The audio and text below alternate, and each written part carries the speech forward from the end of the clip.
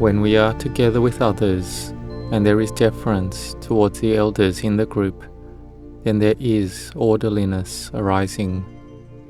Because if each person has different thoughts and views, they attach to their own views and don't have a foundation of respect, then it's hard and troublesome to be together. Venerable Ajahn Chah gave a deep teaching of someone who comes to ordain as a monk, and there are the monks who sit in on the ordination ceremony. They are gathering in the group who give that ordination. He taught that those who come to ask for ordination should have respect for those monks, because they have given us ordination. They have guaranteed us to be a monk or novice.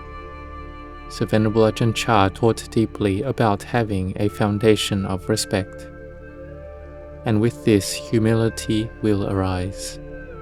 When there is respect, then humility arises. Then happiness arises from being together with others. The qualities of humility and respect will have some differences. Humility, humbleness, modesty. Its meaning is to be not inflated, having no air or being uninflated. Its Pali word is niwata, which means no air, to not be inflated. This is controlling ourselves to be at a normal state, from being like an inflated air balloon to being a balloon that hasn't been inflated. Humility has similar characteristics to respect, but it has a different meaning. We can notice that when we have respect, like we respect the Buddha, Dhamma, Sangha, this is that we are recognizing the goodness and virtue of the Triple Gem, or recognizing the goodness in others, of what goodness they have. Or it can be other things, like a tree giving shade. The Venerable Elder Sariputta saw the goodness of one tree that gave shade to him all the time. He saw the goodness in Radha Brahman, who had given him one ladle of rice so that he could maintain his life. The Venerable Elder Sariputta had beautiful virtues. He recognized the goodness in others. So this is a quality that is correct and sincere, because this recognition expresses itself in our actions and speech. Here, humility means one has skill, but one conducts oneself correctly. Like we have a high level of knowledge, we have a high skill, but we conduct ourselves appropriately, not being arrogant, not boastful, not showing off beyond the truth. Or people, when they have something good already in themselves, they may elevate themselves to control others. This is bad-mannered behavior. But those who have this virtue of humility will have well-mannered behavior and give honor to others at every time and occasion. So this is emphasizing on the mind. When I was in Wat Marp, Venerable Ajahn Chah said, the monks who come to ordain, they need to put down what they have and have been in the world, and leave it in the front of the monastery. Don't bring it into the monastery. He taught us not to inflate ourselves in the self that we have. We won't be able to stay in the group thinking, I am higher, I have more than others in the world. If we go stay there being like that, then we won't have humility. There were the group of venerable elders, such as Venerable Ananda and Venerable Nanda, when they were going to go ordain, together with Venerable Upali, who was the son of a barber. They saw that if the barber ordained after them, then they would hold on to that and have him respect them like before. So they had Venerable Upali ordain first, so that they would bow and respect Venerable Upali. So they had put down and abandoned what they had, coming from the highest family lineage. They put down the many things that they had. They raised Venerable Upali to ordain before them, so they could give up their own views and conceit. Venerable Ajahn Chah took this to teach the monks that were coming to ordain and live. They had different languages and dialects, coming from different places, but not to attach to it. To enter the Muang means to enter the city. They buy glur means to buy salt. The words used are conventions, but the meaning is the same, not different. It's not that we think one language is better, and then we go boasting about ourselves and look down on others. And societies in the world are like this. The rich may look down on the poor. Those with knowledge look down on those with little knowledge. Those with a high position and work look down on those who don't have wealth, rank, praise, and happiness. So having humility will bring up prominent characteristics, which are actions, speech, and mind that is humble. And then this will lead on to developing a foundation of the mind which has mudita, sympathetic joy, joy at others' goodness. This is training the mind to have the Brahma Viharas, the four sublime abidings. If we have humility and good speech, then we have metta, goodwill, and compassion. We have a mind that is tender and pliant, which is the mind that has sympathetic joy. If one can develop this, then they will enter a very deep samadhi, meditative concentration.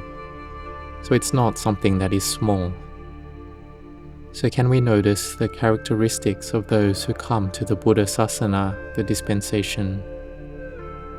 Whatever nationality they come from, Europe, America, Asia, they will have the characteristic of having Dhamma arising in the heart. They will have humbleness. Their actions are humble, their speech is humble, their mind is humble. Humble in giving dana, keeping sila, the precepts, and in bhavana, mental cultivation. They are polishing their minds. They have respect for elders in the Dhamma, for those who have sila and Dhamma. They are not holding on to and measuring through worldly qualifications, and they don't hold themselves up that I am from this country, from this high family status, have wealth and money, are attractive and good-looking, have skill, knowledge, position, rank, and many followers. So we can see that all the lay people coming to the monastery, though in the world they may have a high status, wealth, knowledge, work position, skill, but they put it down when they come to the monastery and they feel light and at ease. Coming from something that is a convention that we have, we then can enter into the social group that is present there. Because if we are deluded and attached to what we have, then we'll go attaching to it all the time, and we won't know that these things are not lasting and enduring. And especially the sankhara, the bodily form of ours, is not lasting or enduring. When the body does not last or endure, then the other things that we can have, which are dependent on having a body, then it's all not lasting or enduring.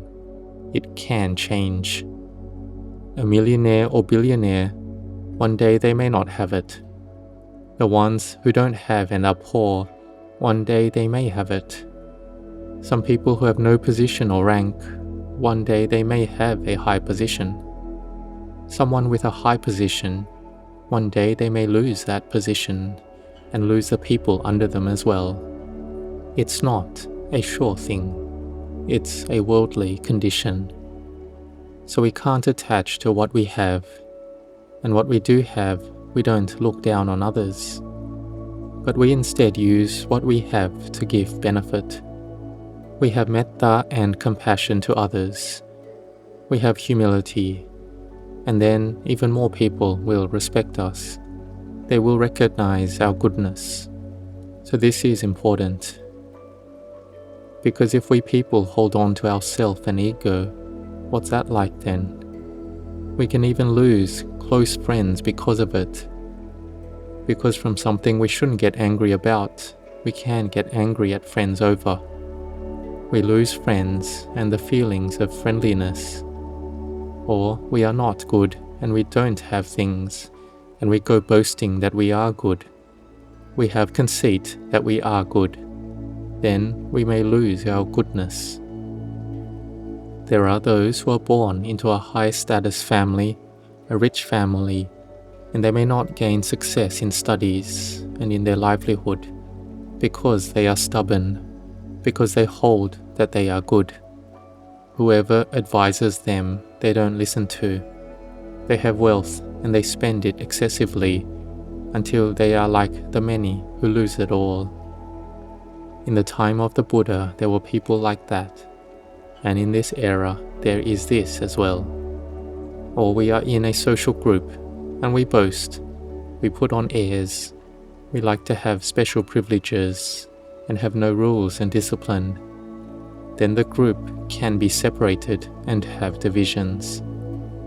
So there should be rules that make it harmonious to be within sila, like flowers that are stringed together into a garland which looks neat. So the way to overcome the boasting, stubbornness, the conceit in being good, is that we need to have kalyanamitta, good friends, to constantly advise and develop our characters, like having a teacher. The monks take dependence on a teacher, a preceptor, in order to keep polishing off our defilements, to not be boasting or holding ourselves to be good. Because if we people don't have wisdom and do not listen to anyone, then there will be people who will praise and flatter us insincerely, and we will be lost in it easily.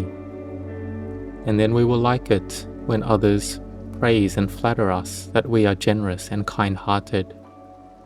Then we can lose opportunities and lose work.